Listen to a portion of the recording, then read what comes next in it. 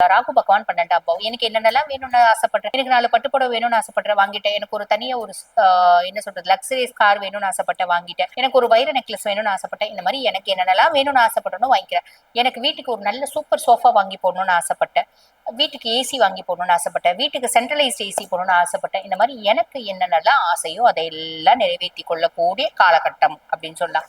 கேது 6ஆம் பாவம், ருணரோக சத்ருஸ்தானத்துல கேது. எங்க கடன் கேட்டாலும் கிடைக்கும், பெரிய லெவல்ல கடன் வாங்க வேண்டாம். ஆரோக்கியத்துல கொஞ்சம் கவனம் அப்படின்றது வச்சுக்கோங்க. எதிரிகள் அப்படின்றது பெருசா இருக்க மாட்டாங்க, அதை பத்தி கவலைப்படணும் அப்படின்ற அவசியம் இல்ல. கடன் ஆரோக்கியம் ரெண்டுத்துலயும் கவனம் அப்படின்றது வச்சுக்கோங்க. அதுக்கப்புறம் பாருங்க, குரு பகவான் 4ஆம் பாவம், சுகஸ்தான குரு. சுககுரு என்ன பண்ணுவோம், உங்களோட ராசி அதிபன் சுகஸ்தானத்துல டிஃபால்ட்டா 4 விஷயத்துல பண்ணிடுவோம். நிறைய மீனராசி அன்பர்களுக்கு இடமாற்றம்னு ஒண்ணு உண்டு, தொழில் மாற்றம் அப்படின்றது உண்டு. ஏதோ ஒரு பாத்தீங்கன்னா கம்ஃபர்ட் ஜோன், ஏதோ ஒரு விதத்துல உங்களோட கம்ஃபர்ட் ஜோன் அதிகரிக்கும். உதாரணத்துக்கு நீங்க சாதாரண ஒரு கார்ல டெய்லி ஆஃபீஸ் போயிட்டு வந்துட்டு இருக்கீங்க அப்படின்னா, இந்த காலகட்டம் ஒரு லக்ஸரிஸ் கார் வாங்கலாம் அப்படின்னு பிளான் பண்ணா தாராளமா வாங்கிடலாம். அந்த மாதிரி உங்களோட கம்ஃபர்ட் அதிகரிக்கும் அப்படின்னு சொல்லலாம். அதே மாதிரி அம்மானோட சப்போர்ட் பரிபூர்ணமா கிடைக்கும். அம்மாக்கு ஹெல்த் இஷ்யூஸ் ஏதாவது இருக்கு அப்படின்னா அதுல பெட்டர்மெண்ட் அப்படின்றது வரும். இது முற்பகுதி கொடுக்கக்கூடிய பலன்கள்.